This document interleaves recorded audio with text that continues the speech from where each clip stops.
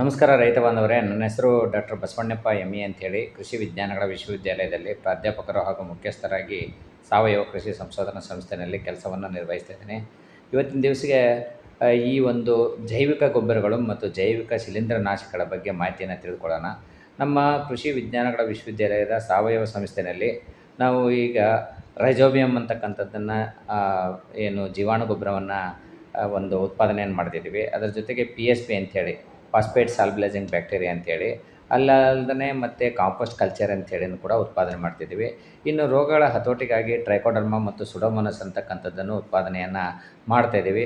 ಇದು ತಮ್ಗೆ ಯಾರಾದರೂ ಬೇಕಾಗಿತ್ತಂದರೆ ನನ್ನ ದೂರವಾಣಿ ಸಂಖ್ಯೆ 8073567995 ಅನ್ನ ಸಂಪರ್ಕಿಸಬಹುದು. ಮತ್ತು ರೈಜೋಬಿಯಮನ್ನು ದ್ವಿದಳ ಧಾನ್ಯಗಳಿಗೆ ಬೀಜೋಪಚಾರ ಮಾಡೋದ್ರಿಂದ 1 ಎಕರೆಗೆ ಬೇಕಾಗಿರ್ತಕ್ಕಂಥ ಬೀಜಕ್ಕೆ 200 ಗ್ರಾಮ್ನಷ್ಟು ಬೀಜೋಪಚಾರವನ್ನು ಮಾಡುವುದರಿಂದ ವಾತಾವರಣದಲ್ಲಿರ್ತಕ್ಕಂಥ ಸಾರಜನಕವನ್ನು ಸ್ಥಿರೀಕರಿಸುತ್ತೆ.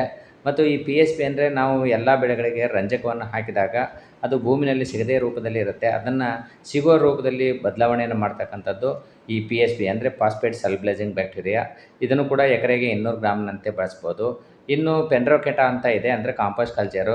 ಈ ತಿಪ್ಪೆ ಗೊಬ್ಬರವನ್ನು ಕಳಿಸ್ಲಿಕ್ಕೆ ಮತ್ತು ಕಸವನ್ನು ಕಳಿಸ್ಲಿಕ್ಕೆ, ಭತ್ತ ಕಟಾವು ಮಾಡಿದ ಮೇಲೆ ಅಥವಾ ಕಬ್ಬನ್ನು ಕಟಾವು ಮಾಡಿದ ಮೇಲೆ ಸ್ವಾಗಿಯನ್ನು ಕಳಿಸ್ಲಿಕ್ಕೆ ಇದು ಎಕರೆಗೆ 2 kg ಅಂತೆ ನಾವು ಯಾವುದನ್ನು ಪೆಂಡ್ರೋಕೆಟಾ ಅಂತ ಕಾಂಪೋಸ್ಟ್ ಕಲ್ಚರನ್ನು ಬಳಸ್ಬೋದು. ಅದರ ಜೊತೆಗೆ 2 kg ಟ್ರೈಕೋಡರ್ಮವನ್ನು ಹಾಕಿ ಒಂದು 400 ಲೀಟರ್ ನೀರಿನಲ್ಲಿ ಕಲಸಿ ಅದನ್ನು 1 ಎಕರೆಗೆ ಸಿಂಪರಣೆ ಮಾಡಿದರೆ, ಸಗಣಿ ರಾಡಿನಲ್ಲಿ ಹಾಕಿ ಸಿಂಪರಣೆ ಮಾಡಿದರೆ ಸುಮಾರು 60-70% ತೇವಾಂಶ ಇರತಕ್ಕಂಥದ್ದನ್ನು ನೋಡಿಕೊಂಡು ನಾವು ಅದನ್ನು ಹಾಕಿದರೆ ಅಂದರೆ ಕಸನೂ ಕೂಡ ಕೊಳೆಯುತ್ತೆ.